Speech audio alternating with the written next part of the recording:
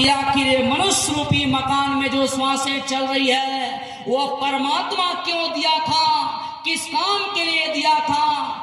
कभी हम लोगों ने विचार नहीं किया? अगर इन सारे प्रश्नों का हल ढूंढते तो हम निश्चित रूप से मौत के जखीरे से बच जाते, आत्मा नरक और चौरासियों में नहीं जाती। प्रेमी भाई बहनों, इन्हीं सच्ची चीजों को बताने के लिए महात्मा धरती पर आते हैं और महात्मा धरती में आकर के मनुष्य रूप हो जग में आए, सत लोक का पता बतान, सुरत शब्द का सच्चा मार्ग, संत मते का किया बखान, सतयुग त्रेता द्वापर बीता, कोई न जाने शब्द की रीता, कल युग में स्वामी दया बिचारी, प्रगट करके शब्द पुकारी। परमात्मा के नाम कौन जान रहा बताओ? जरा बुद्धि से विचार करो। परमात्मा के नाम जब भगवान राम आए, राम जब आए, राम नाम किसने रखा? उस समय के संत सद्गुरु महात्मा भगवान के नाम को रखते हैं, समय को जागृत करते हैं भगवान के नाम को। उसी नाम को जब इंसान जाप करता है तो उसकी आत्मा पार हो जाती है भव सागर से। लेकिन आप कहोगे, जैसे मान लीजिए इस गांव में कोई स्कूल है, उस स्कूल के हेडमास्टर या मास्टर रिटायर्ड हो गए, अब कहोगे कि मास्टर साहब मेरे सर्टिफिकेट में आप सिग्नेचर कर दो, कोई मोहर लगा दो, मेरी दूसरी स्कूलों में जा करके मैं दाखिला करवाऊंगा, तो आपकी सर्टिफिकेट की वैल्यू नहीं रहेगी। फिर वर्तमान के मास्टर से मिलना होगा, वर्तमान के मास्टर से उनकी सिग्नेचर लेनी होगी, उनकी मोहर लगनी होगी, तब ये सर्टिफिकेट की वैल्यू होगी। प्रेमी भाई बहनों, ऐसा मत सोचो कि भगवान राम आए तो राम राम बोलेंगे तो कुछ नहीं मिलेगा, भगवान कृष्ण आए द्वापर में कृष्ण कृष्ण बोलेंगे तो कुछ नहीं मिलेगा। मिलेगा, मिलेगा, लेकिन कैसे मिलेगा?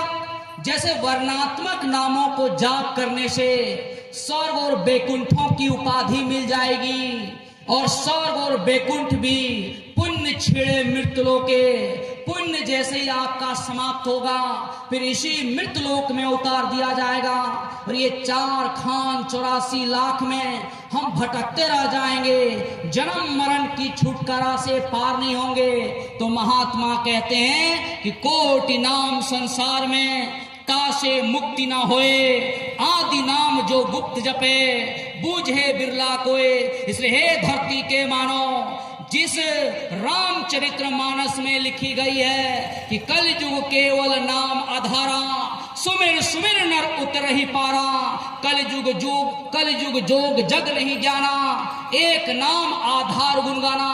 कल युग में क्या है? ये तीर्थ वर्त उपासना, ये जितने भी मत मतांतर के बनाए गए, ये पूजा पाठ ये उन युगों में थे। सतयुग में जब थे तो मनुष्य की आयु 1 लाख वर्ष थी। इसकी पूजा पद्धति क्या थी?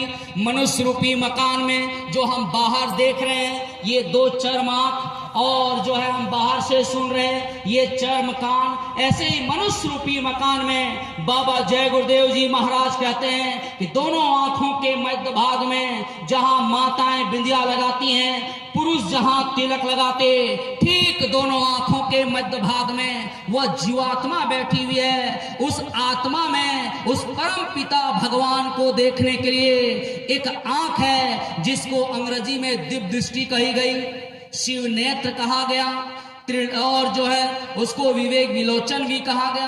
प्रेमी भाई बहनों, जब तक इन चीजों को हम जगाएंगे नहीं, तब तक हम पढ़े लिखे इंसान ये कहते रहेंगे कि there is no existence of God, भगवान कुछ नहीं, बस हम हैं सो हम हैं। इसलिए प्रेमी भाई बहनों, बाबा जय गुरुदेव जी महाराज ने कहा कि भगवान है वह जीते जी मिलता है, मरने के बाद किसी को नहीं मिला, न आगे किसी को मिल सकता है। अगर आप भगवान को जीते जी पाना चाहते हो तो चलो गुरु की खोज करो, क्योंकि गुरु क्या चीज होता है सबसे पहले आपको ये भी तो समझना होगा। आपको तो पाठ अभी पढ़ा रहे थे वक्ता महोदय जी, लेकिन हम उस पर विचार नहीं कर रहे।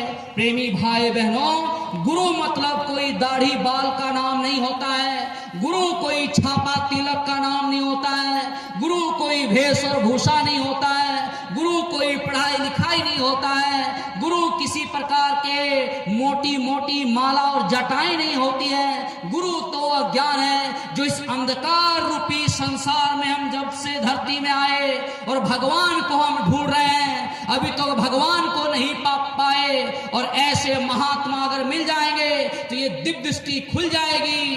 रोज राम का दर्शन करोगे, रोज कृष्ण का दर्शन करोगे, रोज ब्रह्मा शंकर महादेव का दर्शन करोगे, 33 करोड़ देवी और देवता का दर्शन करोगे और मनुष्य रूपी मकान में घूम करके फिर इसी मनुष्य रूपी मकान में आ जाओगे। ये विद्या महात्मा बताते, लेकिन हम भगवान को बाहर ढूंढ रहे हैं, क्योंकि हम समझते हैं अरे महात्मा तो आदमी है, प्रेमी